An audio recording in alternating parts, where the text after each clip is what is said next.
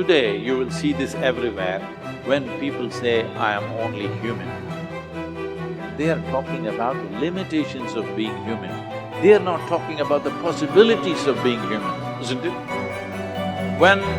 If we are the most intelligent species on the planet, if we are the most capable species on the planet, should we be talking about our possibilities or should we be talking about our limitations? You are the sum total of all of the choices that you've made up until now. And anything about yourself or your life that you don't like or isn't working or is mobilizing you is to be looked at in terms of, can I grow? Rather than, why did I do it, or isn't this wrong? I don't like what I've done. I don't like the fact that I can't do this well or I can't do that well. So I will list these things in my own repertoire, and then I will be constantly trying to repair those deficiencies, always assuming that I'm deficient, that there's something wrong with me, and I'm trying to fix it. And when you do that, you spend your whole life doing that.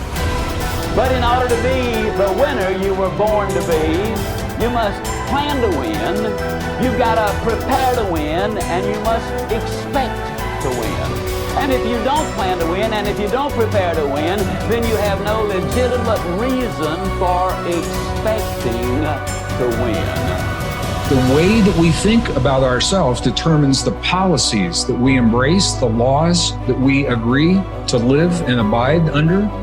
Those are all based upon our story. So all of a sudden you see the battle for our story is front and center. I mean, what could be more important than that right now? So when we talk about that battle, there's a battle for who we are and the way that we think about ourselves. You are creators who have come into this environment for the details that it evokes from you. But you are God force who insists upon alignment with the energy of your source. And it is our knowing that as you move forward from this day, never again will you feel negative emotion without blessing the importance of it. Because in the negative emotion is the indication that you are setting forth for this universe expansion.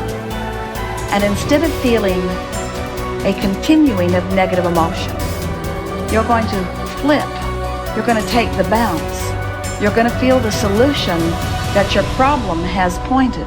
So then as you begin to think about a new possibility, and your brain begins to fire in new sequences and new patterns and new combinations, and you begin to plan your behaviors, and you begin to review in your mind, mentally rehearse who you're going to be in your life. The mere action of mental rehearsal begins to install the neurological circuits in your brain. Now your brain is no longer a record of the past. Now it's in fact a map to the future.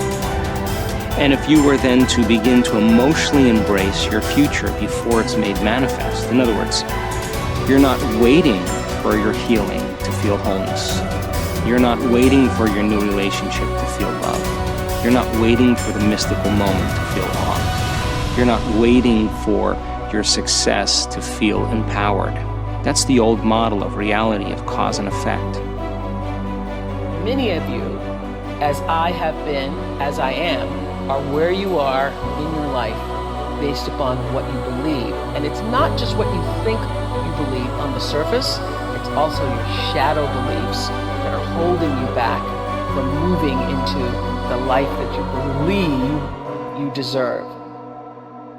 What I know is if you're not looking at the shadows, if you're not looking at what is subconsciously running through the tape in your mind, telling yourself you're not good enough, you're not worthy enough, you're not smart enough, you're not enough, which is a tape that's playing for a lot of people. If you're not conscious of that, then you end up acting out of that belief system and not out of what you know to be the truest or want to be the truest for yourself. How do you alter your mindset? The only path is through new awareness. You can receive advice all day long. Many people do. They love being told what to do. They're hooked on new books, new ideas, new lists. They learn and learn and learn in all directions except the one that matters most. Learning about themselves. There is no getting around this. It's hard to sustain new happiness without new awareness.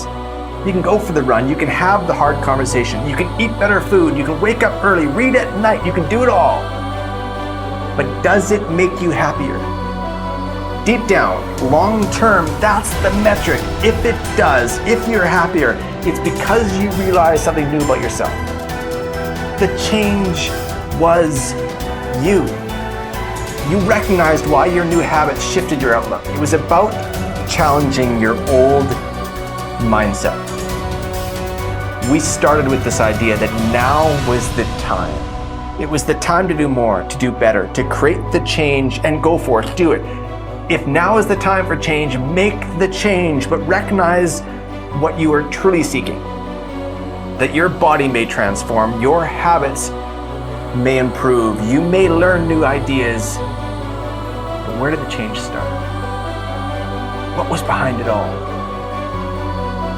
It's always your mindset.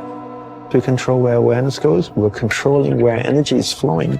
And if we're controlling where energy is flowing, we're controlling what's manifesting in our life.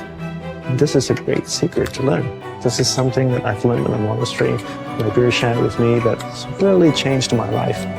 Because I've realized that all I need to do is control where my awareness goes. And if I can control where my awareness goes, I can control where my energy is flowing. And if I can control where my energy is flowing, I can control what is manifesting in my life.